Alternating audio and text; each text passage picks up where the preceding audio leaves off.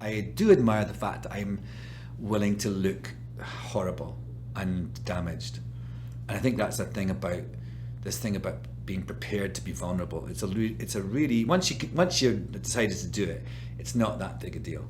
But it's a big leap to make, to actually just think, I am prepared to be very, very vulnerable. I wanna be a producer with a hit show on Broadway.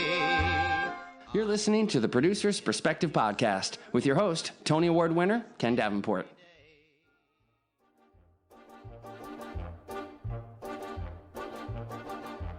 Willkommen, bienvenue, welcome. Fremda, étranger. That is today's guest, Alan Cumming, in his incredible and Tony Award-winning performance in Cabaret. I will never forget that moment. I saw him in that show. I couldn't take my eyes off him the entire evening. It was an incredible performance. He is here today to talk to us all about how he does what he does, and what he does is a lot of different things. You are in for an exciting episode. This episode is sponsored by Sunlight Studios. With 8 bright and spacious studios for rent, you can rehearse your next big Broadway hit knowing you're in very good hands and in a very good studio. To book a studio at Sunlight, visit sunlightstudios.com. It's sunlightstudios.com. And location.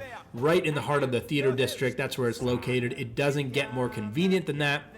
How about saving some money? If you use code Davenport, I wonder where they got that, use code Davenport to receive a 5% discount on bookings until January 2nd, 2020. 5% discount if you use code Davenport at sunlightstudios.com.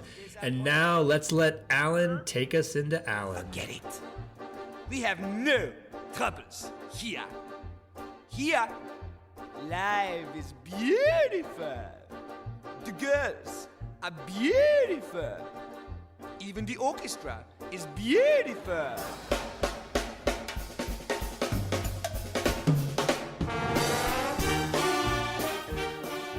Hello, everybody. Welcome back to the podcast. My name is Ken Davenport. This is a podcast and a conversation I have been looking forward to for a long time because I remember the chats we used to have backstage at the Barrymore Theater. Please welcome to the podcast one of my favorite performers and one of my favorite people in the business, Mr. Alan Cumming. Welcome, Alan. Hello, Ken. Thank you. So I'm not going to go too deep into his bio because it would take about 4 years. But he's a Tony Award winner for his groundbreaking performance in Cabaret, 3-time Emmy Award nominee for his role in The Good Wife, appeared in countless films from Spy Kids to Romeo and Michelle's High School Reunion to Eyes Wide Shut. Yes. A ton of them. His acclaimed cabaret show, Legal Immigrant, was recorded live and just released on Audible. Get it now. And, of course, he played all the roles in his and John Tiffany's adaptation of Macbeth, which I had the honor of producing. Countless other credits include having your own soap. This is true. Coming in a bar. Coming in a bar. The soap. So let's not start at the beginning of the Alan Cumming story, and let's just start with that. Soap. Yes. You have a nightclub. Yes. You have worked on stage and in bandanas. Scream. You have a novel. Yes. You do a lot of different things. I do. What gives you, what is it in you? You not only do a lot of different things, you do them at a very high level.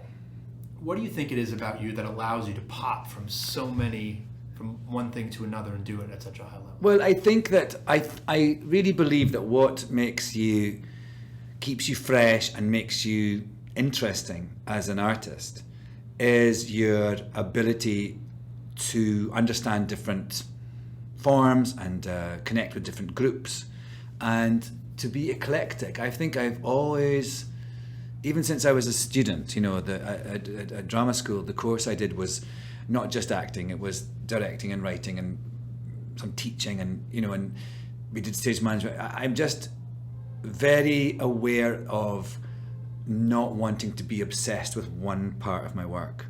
And I think I enjoy, I think everything I do helps the other parts of what I do.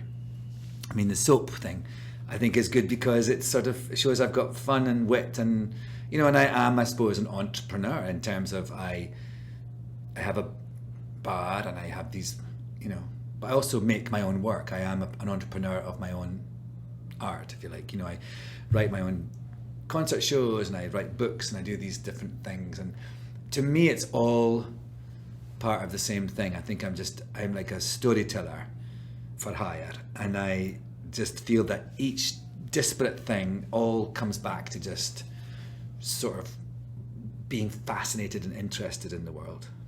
But when you had this idea for soap, let's just stay on the soap, because Yes, why not? I'm all for it. What was the idea? What was the moment where you're like, ooh, I need to make soap? Well, it didn't start with soap. It started with a fragrance. So that what happened was there was these boys I knew from Kiehl's who used to work for Kiehl's, and one of them was called Christopher, and he is a perfumier, and he had his own company, and it was called CB. It's called Christopher Brossius I Hate Perfume.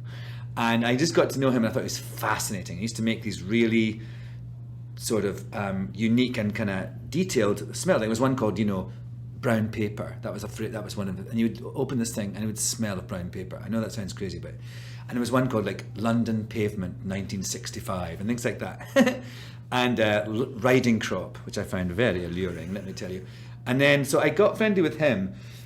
And then there was this other boy called Jason, and he just... I remember they were up at my house in the Catskills one time, and he said, I think you should do a fragrance and call it Cumming. And I said, that'd be hilarious. And he said, we could do it. Christopher is a nose, and I could market it, and you could be the Cumming part. So we did it. I sat down with Christopher, and he had all these little bottles, and I did that thing where you sniff all the things and you tell him what you like. And he made this fragrance that's kind of earthy, leathery, peaty. It's got bergamot in it, which is the thing that I used to like from fragrances like Eau Sauvage and an early Dolce & Gabbana one that I used to wear in like the 90s. And I recognized all these different components.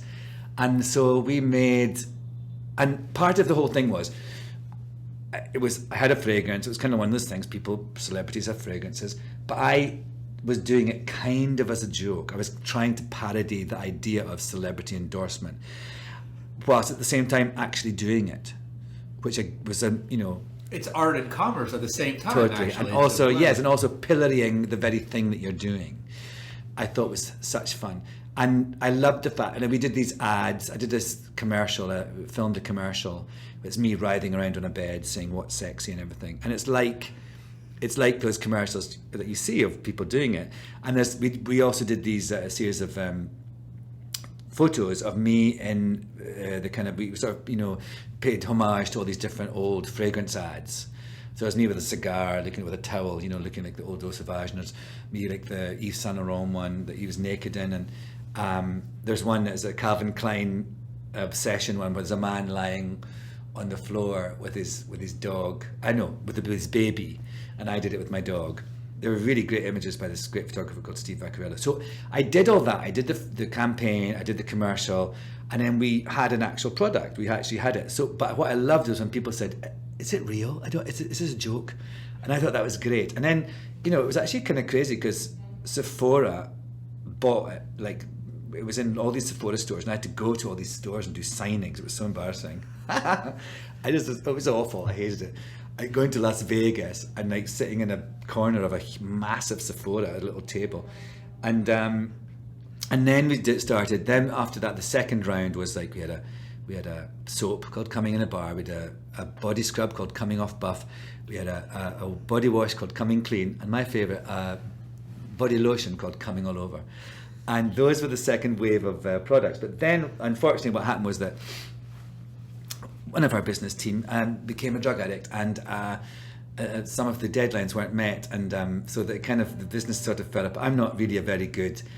I have good ideas, but I'm not a businessman, and that wasn't really my department. So the kind of the business side of it sort of fell off a bit after the initial burst of success, and that's why in my basement I still have hundreds of bars of Cumming in a Bar.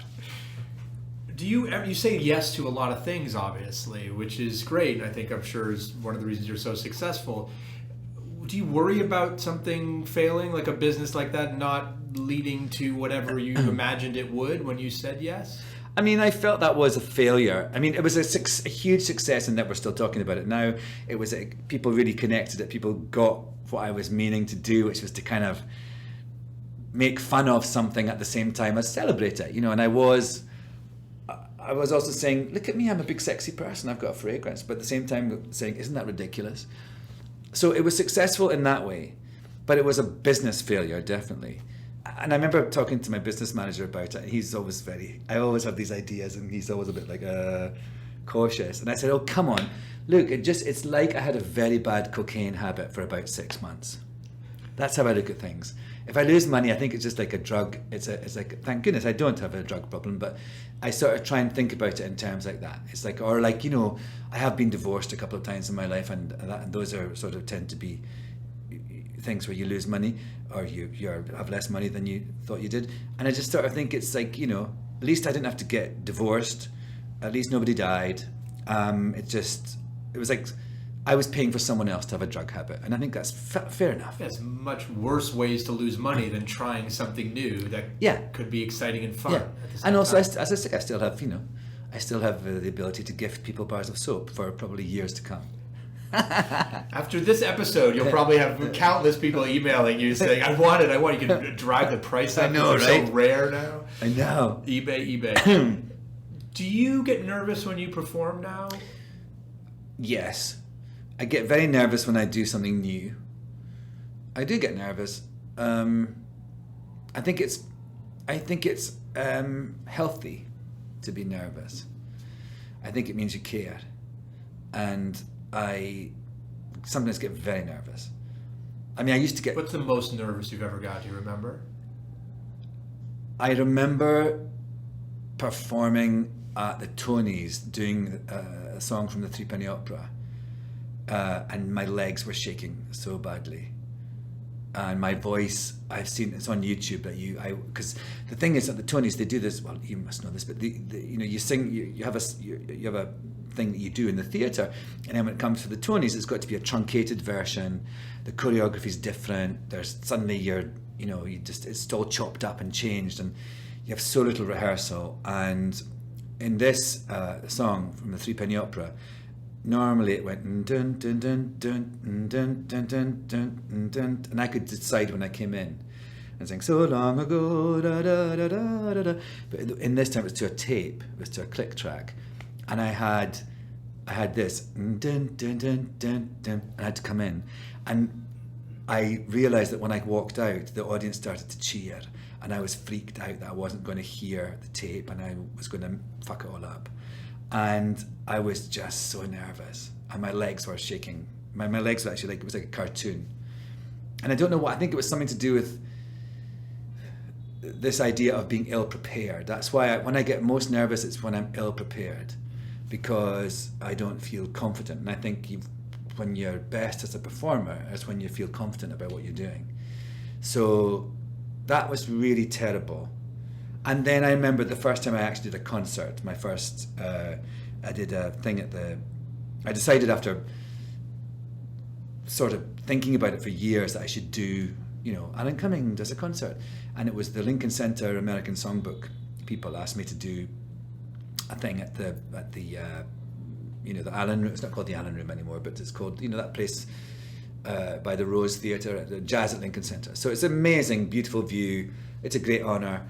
And I was opening my first ever concert at the Lincoln Center, and then whilst I was doing it, the Lance Horn, who was playing for me, musical directing for me then, he was doing something with the Mardi Gras Festival in Sydney, and they heard that I was doing the show. So because of that, they approached me, and my second date of my ever doing it was the Sydney Opera House. So I did Lincoln Center and Sydney Opera House as my two first things as doing it. And that's kind of indicative of my life. Like I'm balls to the wall. I just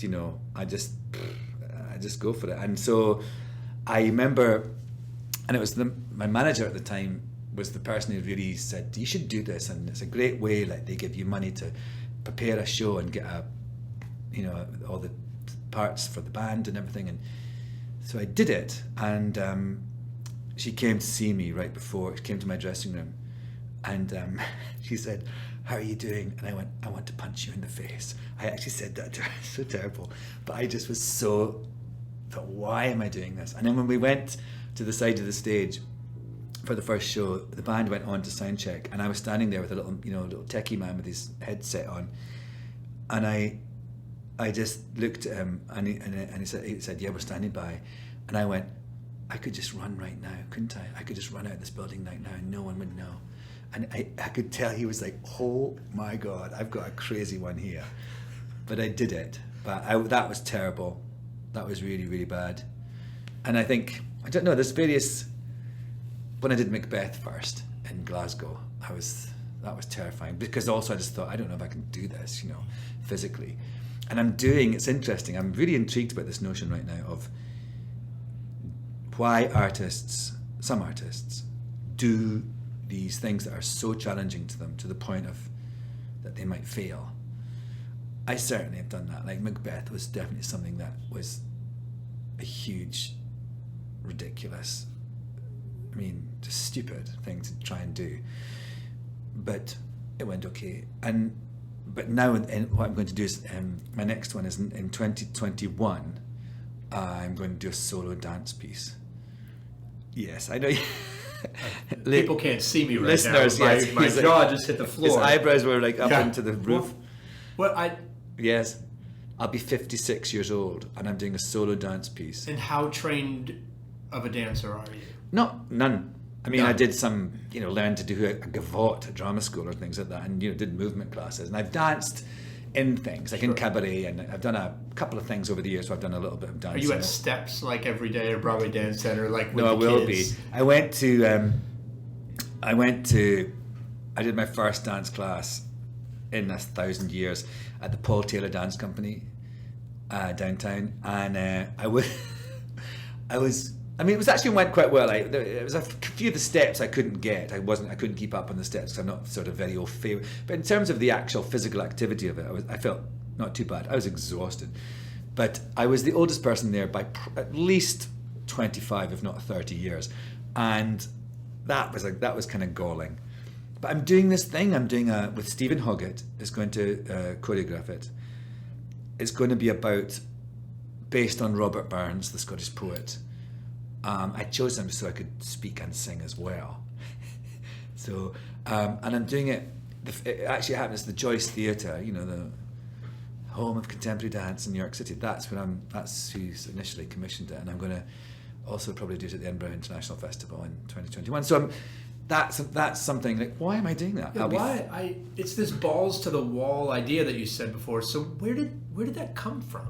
Do you remember? Were you a confident kid? Were you scared? Like, where all of a sudden did this gene come from? I don't know. I think I didn't always feel like this. But then I feel sort of, I did things without realizing they were big deals. I certainly, when I was a child, I felt I didn't have confidence like that. But I sort of feel that once I got away, I had a very sort of, difficult childhood. My father was very violent, and he was obviously sort of mentally ill in some way. And so when I got away from all that, I felt very liberated and I left and went to drama school. And so suddenly I was, with people that I felt comfortable with and I related to, and I was doing things that I found exciting. So I very early on, I did a thing that was very scary. Me and my friend at drama school did a stand-up comedy double act, and that's terrifying. We would often walk on stage not really knowing what we were going to say. I'd often start playing a song at the piano and not really knowing if I knew the chords, and stuff like that. So it was. I think that's probably the start of it. I thought, what's the worst thing? You have to admit to the audience. That's what you have to do. You have to admit to the audience that you're not confident you're going to be able to do this. And I think if you're vulnerable like that and you make a joke of it, then it's actually like at the end of this Legal Immigrant recording on Audible. I wanted to do one of those things that remember at the end of CDs when we used to play CDs, there sometimes used to be a secret track. Ooh, a little Easter egg. Yes. So I wanted to do that. And so we have one at the very end of it. It's not, credited or anything. And I told the audience that, but I just decided on the day of the recording, of the first day of the recording, that's what I wanted to do. But I hadn't really practiced the song very well. So I started to play it, and the band started to play it, and I started singing. And I fucked up, and I had to start again. I thought, oh sorry, but I started again. I fucked up again. I fucked up 3 times, and then the 4th time I looked at the words because I just thought, and I finally got it. and it's actually really lovely. I love at the end I go, thank you for indulging me. Did you keep the fuck ups on the? Yes. That's the best. Yeah, I insisted that we keep them on the thing, and I think that's a good sort of metaphor for me, that I think it's really important to not try to pretend you're perfect. Actually show your imperfections. That makes you a more interesting person. You talked about confidence or preparedness being important for a performer or an artist. So what do you do to prepare for something so that your legs aren't shaking? How do you go through the prep for a role? Well, the leg shaking thing, I don't think you can actually avoid. I mean, it's not always. It's usually not my legs. It's usually not that bad. I also had such tight trousers on for that thing. That made it even more obvious, I think. Usually I can disguise my. But it's more just, the feeling that you're going to vomit, poop, pee, faint, or those bodily functions are just about to go into chaos. I don't know that you. I mean, the only thing that makes that easier is the confidence in doing it. But in terms of preparing, like I'm about to go to London and do this play, The Endgame by Samuel Beckett, and I had a little meeting about it last night. I'm going to be, I'm in a chair. I am blind. I'm my ears are bleeding. My eyes are bleeding. I'm just bossing little Daniel Radcliffe around. Really the only thing is it's such a vocal piece, because that's the only thing. You actually can't see my eyes.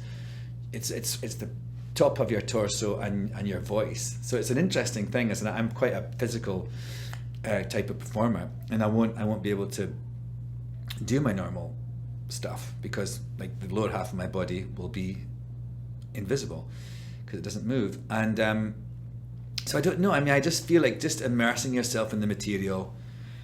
I actually feel like I'm one of these people that I just sort of like I just let it kind of by osmosis come onto me, and I suddenly think, oh, I've made a decision about that, and I hadn't quite realised. And it's like Richard Jones, who's directing it, wants us to learn as much as we can before we start, which I find very difficult, because learning, and I'm quite a quick study luckily, but learning in a vacuum is always quite hard. I guess you have to do it when you do films, but a day on a film set is nothing like a Beckett play in terms of the amount you've got to learn. But I don't know. I just dive in. You just have to dive in. I think that's it. And also I'm not afraid to look foolish. I'm not vain. Like, it's so funny, I was talking to someone about Macbeth and about how I looked at the end of it. In the curtain call, I looked like I've been hit by a truck. It's not an attractive look. And when I look at that and I look at, what things I've done, I actually admire myself. He said very arrogantly, but I do admire the fact that I'm willing to look horrible and damaged. And I think that's a thing about being prepared to be vulnerable. It's a really once you've decided to do it, it's not that big a deal, but it's a big leap to make, to actually just think, I am prepared to be very, very vulnerable. And that's the thing in life as well, when you open yourself up to someone, but it's like opening yourself up to a whole audience or a whole experience. It's so funny you say that once you get ready or are prepared to open yourself up, it's not a big deal. Because one of my favorite moments from Macbeth, you will not recall this at all, but knowing that this was such a beast of a role and a performance, I used to call it that you were doing the Olympics of the theater. Yeah. I didn't want to bother you backstage if I had something to talk to you about. And I remember coming right through the pass door, and it must have been like 30 seconds before you were going to go on. And who showed up but Liza? And Liza wanted to say hello to you, and you were like, Liza, and you were waving, and you're like, I've got to go on now. And you literally, I watched you just, the smile disappeared, and you turned and you walked out and then delivered that performance. And I've just never seen someone be able to turn a switch like that before. I think that's absolutely what you've got to be able to do. I do think there was a hilarious thing that years ago I did an old Coward play for the Roundabout called Design for Living, and there was a woman, Maria Aitken, who was this English actress, so I think had worked with Noel Coward, or anyway, she was kind of an expert on Noel Coward and done a lot of him and all that sort of comedy. And there was a thing she said called SNET. I always remember this. It was style, naturalism, energy, and turning on an emotional sixpence. It was such a stupid acronym. I thought it was hilarious. But the idea of just in a second going to someone else, and you know, going, I suppose it's harder to go to a dark place. I can do that, and I feel it's a thing of just, I don't overthink it. I just think, now I'm doing this, and I go, and that's actually why I really like Cabaret, the form of Cabaret, because I think that's what you've got to do, you know, in this Illegal Immigrant show or the other ones I've done. You know, 1 minute I'm telling a hilarious monologue about my testicles, and then the next thing I'm talking about, you know, something really intense and about how I feel about my Scotland and about my education, or in the last show I told a story about my father and then sang this really, you know, difficult song to sing about that Rufus Wainwright wrote about his dad. So you've got to be able to just go there, and I love that. I love the fact, and for an audience as well, I do enjoy seeing it when you're laughing uproariously, the next minute you're provoked, the next minute you're just like, oh, weeping. That's what I think it's all about, the range of it, the eclecticism of it. But I just feel it's I don't know. I remember the moment, actually, in 1986, I was doing a play at the Royal Lyceum Theatre in Edinburgh, and I graduated from drama school in 1985, so it's like a year, and I'd done a play before, anyway, about a year or so into my professional career, and I remember I was playing this new play called Mr. Government, and I remember, like, in the middle of a matinee one day, I was on stage, and I just sort of thought, oh, this is how you act. And that's when I realised something happened. I connected to how there wasn't a thing, I wasn't trying to do an effect. I was just being this person, and it was coming out.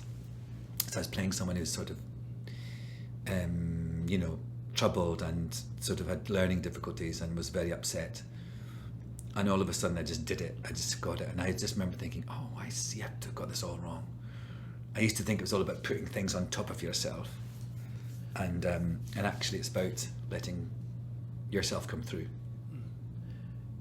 What about the people who say there's, well, let me ask this a different way. You're very successful across all the mediums, television, film, stage. Which is my favourite? Which is your favorite? No, why do some people make that jump and others don't? Is there a different form of acting for it? Or is that actually bullshit? I think it's bullshit. I find that obviously you play to the room. You know what I mean? You bring it down. But I mean, there's a saying, as I get older as well, I think I think back to, you know, when I was a baby actor in Scotland, and in the first job I did, which was the production of Macbeth, or the first theatre job I did, at the Tron Theatre in Glasgow, and I played Malcolm. I was 20 years old. I was surrounded by all these salty old Scottish actors, all these ones who'd come through into the dressing room with a pint of lager, you know, to get their makeup on and everything. And there was two things that I learned from these old guys, and one was, you can be as big as you like as long as you mean it. And I absolutely believe that. I feel like, you know, when you see something in real life and you think, oh my God, if this was in a movie, no one would believe it. That's that, right? So you can, if you are connected and genuine and authentic and mean it, you can do anything. You can do the hugest thing. And I feel that's really, really true. And then the other thing is that there was a scene in Macbeth, it didn't work, and I couldn't say the line properly or get the line right. And this actor said to me, Alan, do it with a look, which means do it with a look. So just like, don't bother about the line, just look and have the feeling that you mean in your look, and that'll do it. And I absolutely believe in that too. I mean, there's so much, especially on television, you know, or film, you have to trust that just what's on your face, what you're thinking, it comes out of your face. That's enough. And I do think that's something that I think maybe some people, maybe try too hard, you know. I think a lot of the way that people think about acting, especially in this country, is this they say I always say, when people say to me, what's your process? I say, I'm not a cheese. I have no process. And I think there's this idea that there's all these things that you put on yourself, and it's sort of almost an affectation. It's something that you're sort of, there's something outside of you that you're using to project something, rather than just projecting something. Rather than just being you. And I think that the overthinking of acting can sometimes be disconnecting for an audience. And if you just do it with a look, that's it. That's all you need. And even in it's not just in film, in the theatre as well. You just have to trust that. When you go, there's certain people, you're in a room and someone can't hide what they're thinking on their face. That's a great quality as an actor, I have to say, because you have to be able to do that in films, and sometimes you don't have any lines. I just did a film last year in China with Jackie Chan. He was directing this film, and it was in Chinese. I was speaking English, or I said a couple of things in Chinese, but there was scenes where I didn't know, like I read what the other people were saying, but it seemed we'd do a take and then they would talk, and I realised they were giving them extra lines to say, and I didn't know what they were.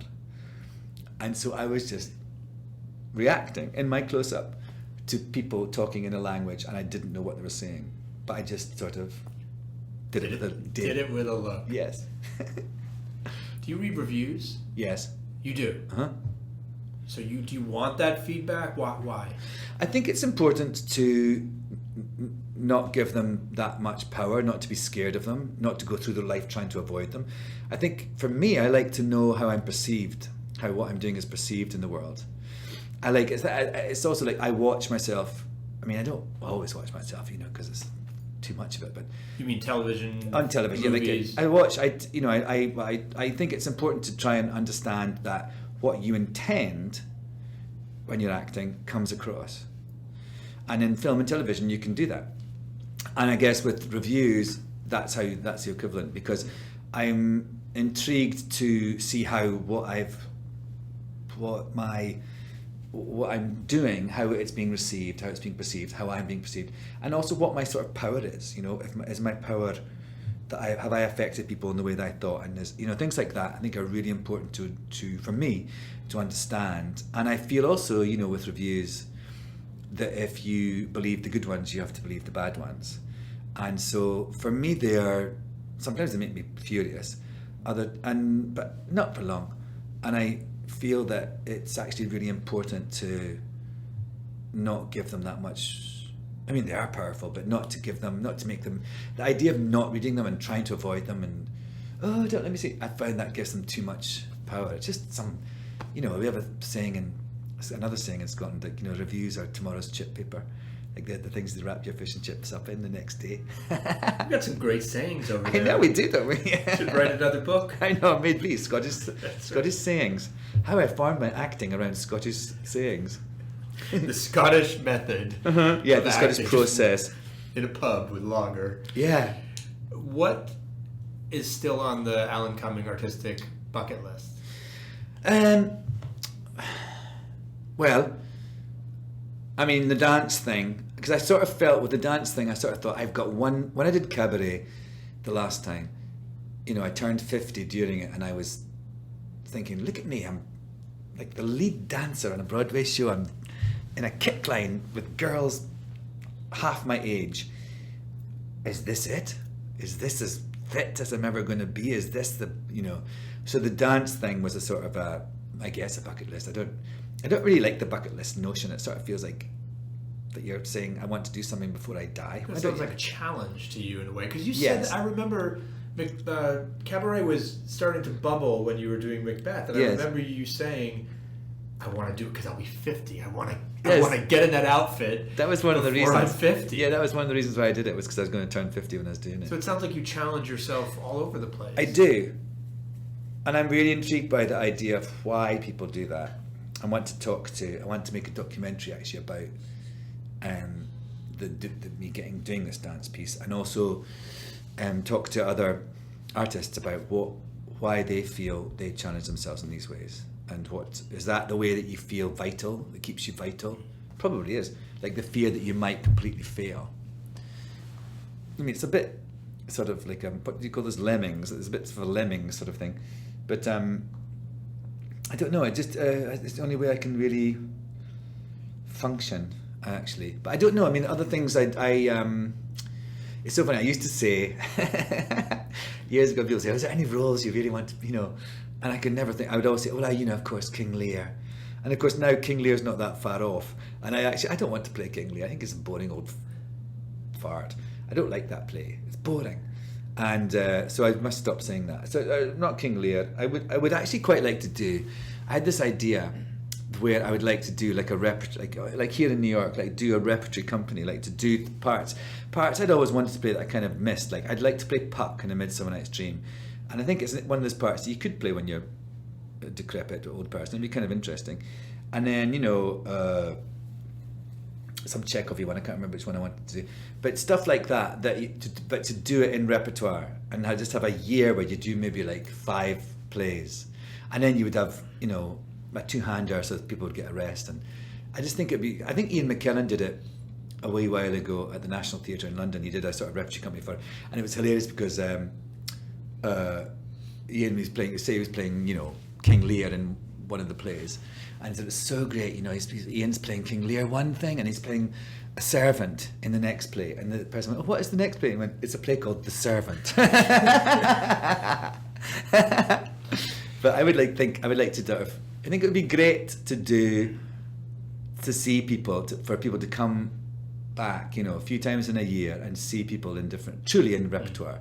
We don't really have that in America, certainly not kind of on Broadway or in New York, actually. It's not a thing. And it would be a commitment because people would have to give up a year of their lives to do it. So, but that sort of intrigues me. But apart from that, I feel, I've got this production company now, and there's some really interesting things that I want to, but they're not really always with me in them. Just things that I, want to sort of work, kind of help people, great writers and performers that I feel are partly people who perform at Club Cumming. There's this show, I kind of want to do this vegan cooking show.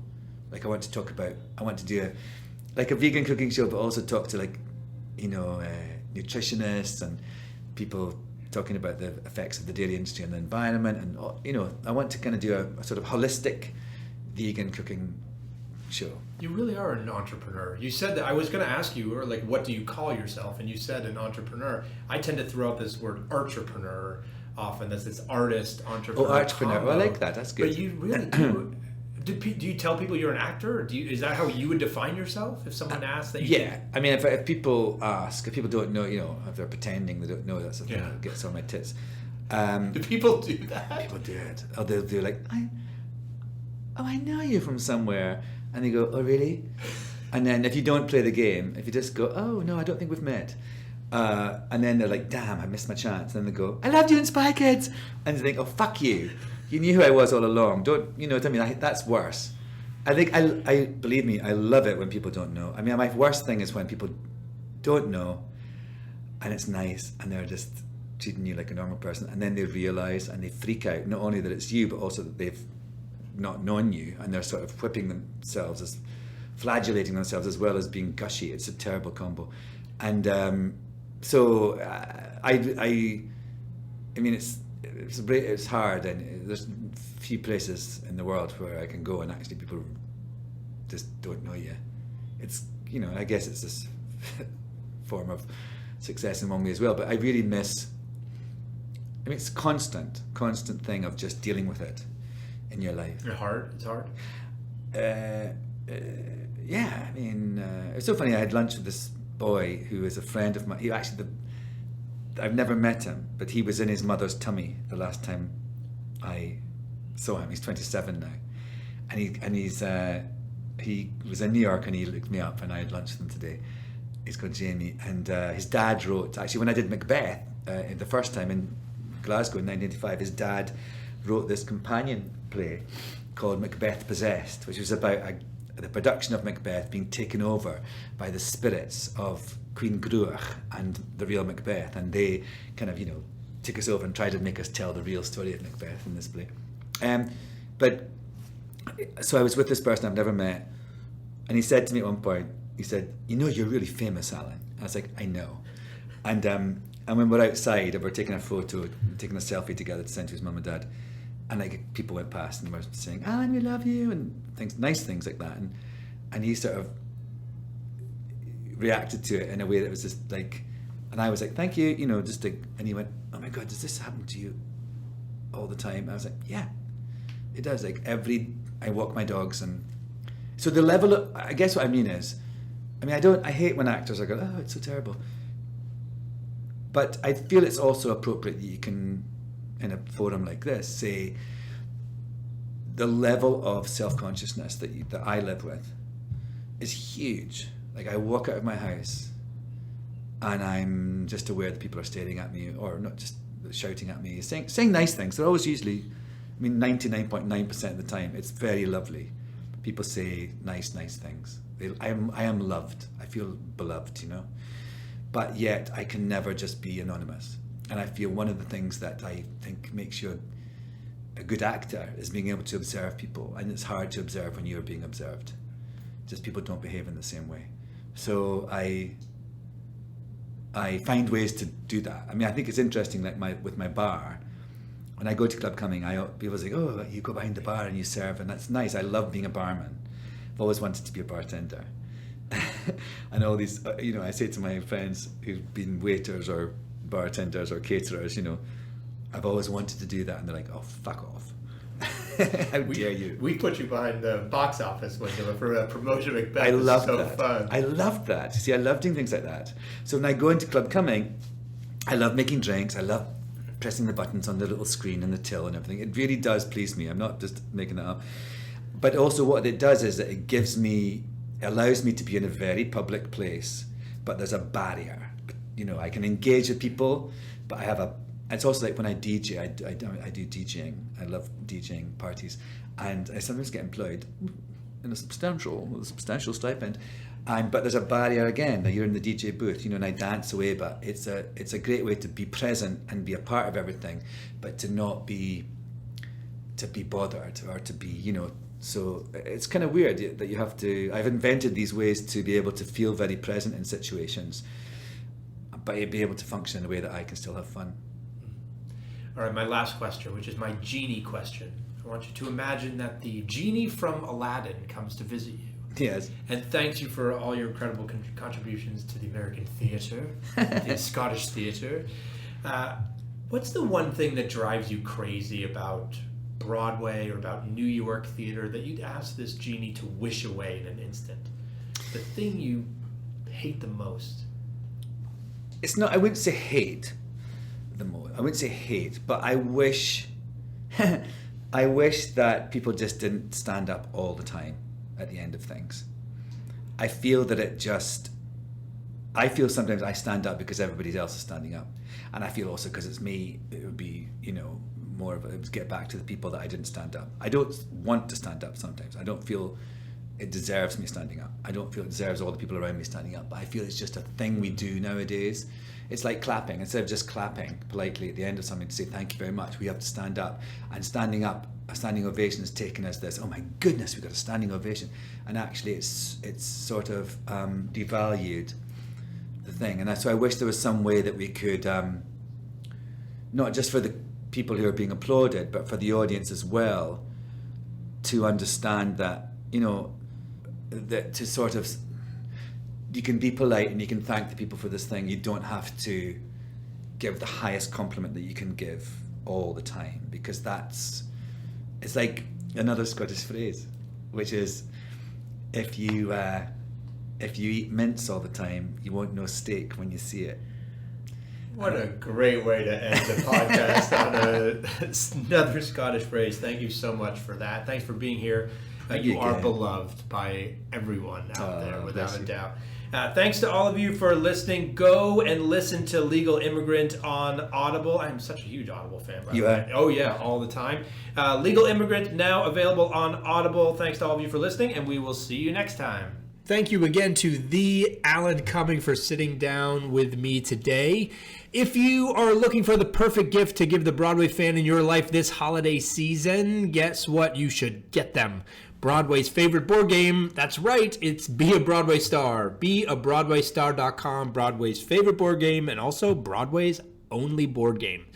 If you're excited about this season of podcast guests and want more folks just like Alan on it, please give us a review on Apple Podcasts. It helps other theater makers around the world find us and help spread the word about all the things that our theater makers are doing, and will help get us some more great guests just for your listening pleasure. If you want to follow more of what I'm doing, you can follow me on Instagram at Ken Davenport Bway, or check out my blog at theproducersperspective.com. And a big tip, subscribe to it.